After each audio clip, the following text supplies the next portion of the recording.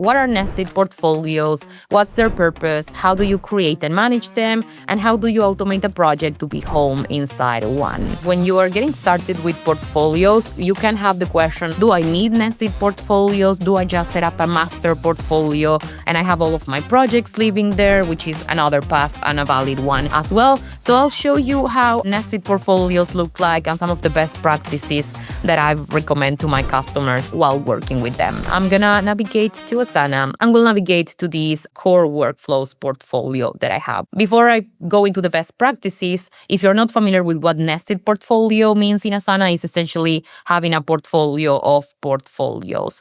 Back when portfolios were launched, way at the beginning, we could only add projects over here. So it would be a way to group our projects based on whatever is the overall initiative. But then very soon we had the option as well to bring in portfolios. So whenever you create a portfolio and you click add work, you'll be able to add existing projects or you'll be able to add existing portfolios. And same thing, you are able to create a new project or you are able to create a new portfolio. So in this case, what you're seeing in the screen, it would be a core workflows portfolio, which would be the overall portfolio. And then within each of the portfolios, we have projects for each of those specific workflows, right? What are intake workflows, time-bound workflows, 101s, department knowledge bases, or onboarding templates. Think about this as Cirface solutions engineer. They need to have demo projects ready to share with customers. Okay, we have this place where we have our nested portfolios. And if you want to say, okay, I know that we have an intake demo on marketing campaigns, I'm going to navigate to the intake project and over there, I'm going to find my project. But you could do this as needed. This could be a marketing master campaigns portfolio and you could have nested portfolios for your main products that you have or for the different regions that your products are launched. So you can be as flexible as you'd like to. What's interesting about this, or why would you choose to use nested portfolios, is first of all for specific views. If you are like a manager or you need to see the overall, you may have access to the core workflows portfolio and then of course to the 5 workflows underneath that.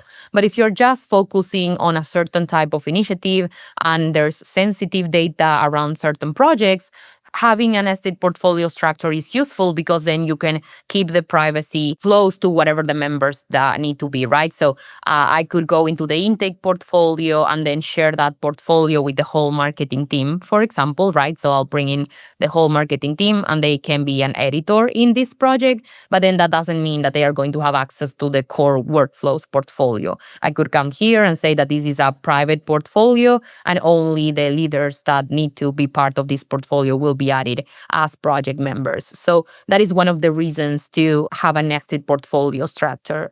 Another one comes back to reporting. All of your portfolios have the option to set up a status update, right? So if you have multiple projects within your portfolio, then you can define an overall status for the portfolio itself. If you need to then report on or ladder up your reporting, then that's where you would go to your master portfolio that houses all of them. And then you can set up a status update. I'm going to draft it with AI in this case. And you can see you can add guidance, of course, for AI, but also choose the work in the portfolio to focus on. So if you want to see updates on what has been happening across all of those portfolios, then this is where you can remove them or add them as needed. But by default, Asana will add all the nested portfolios that you had over there. So I'm going to change the timeline and say, okay, I want to report on what has been happening on the first half of this year.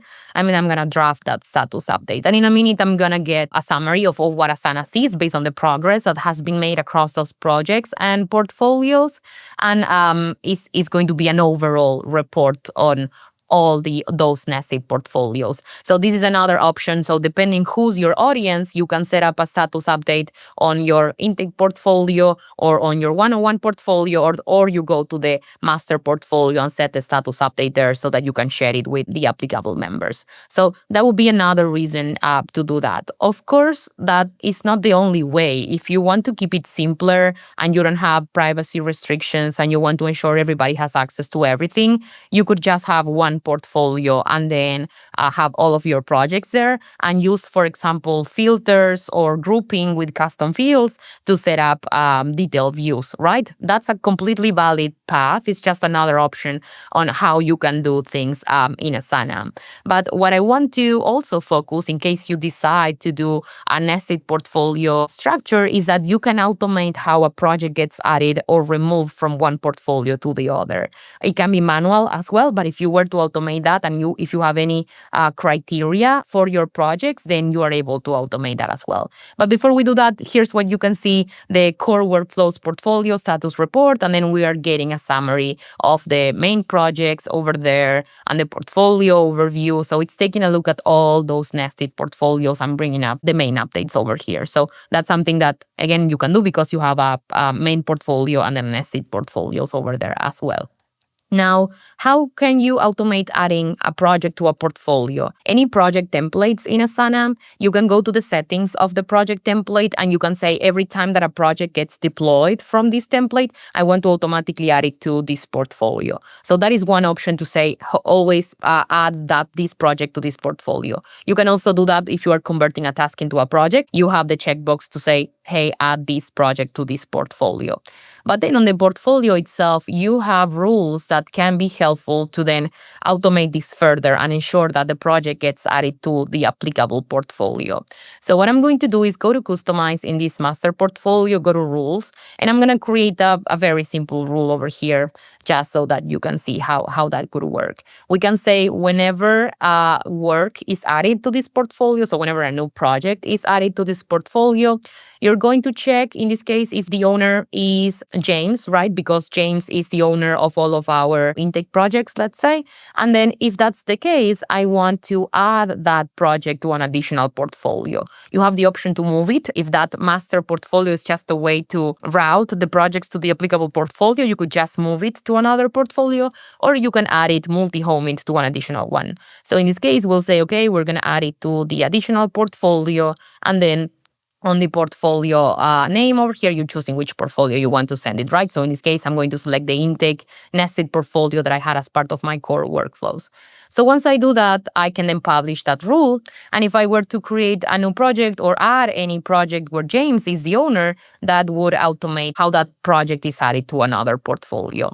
There are other conditions, as you saw, right? So we could have other options. So if the status update of that project is on track, then I want to send it to the, I don't know, let's say that we have an on-track portfolio. So the projects that are going well, then I'm going to multi-home it there. Another very common use case to not to automate how do you add a project to a portfolio, but how do you remove it, which could be whenever the project is set, the status is changed.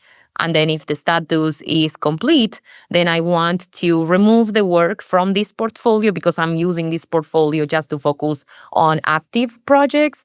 And then I can add it to my archive portfolios. Let's say I don't have any, but if I had a portfolio for that, I could automate that as well. So if you have any criteria, like again, the ownership of the project, what is the status update? If we had a custom field as well, we could use that as well. So priority in this case, if it is medium priority, also add it to this portfolio. That is a way to automate how a project moves from one portfolio to the other. So having a nested portfolio structure doesn't mean that you need to manually add your projects to your portfolios. There are some options. As I always say, we don't have as many conditions as we had for project rules, but we have a few that could be helpful to automate that. If you haven't tested portfolios yet, I do recommend that you do that because they're a great way to organize your projects and not rely only on your team view, which is just a list of projects, or your sidebar. Thanks everybody for joining us on this session. I'll see you on the next one.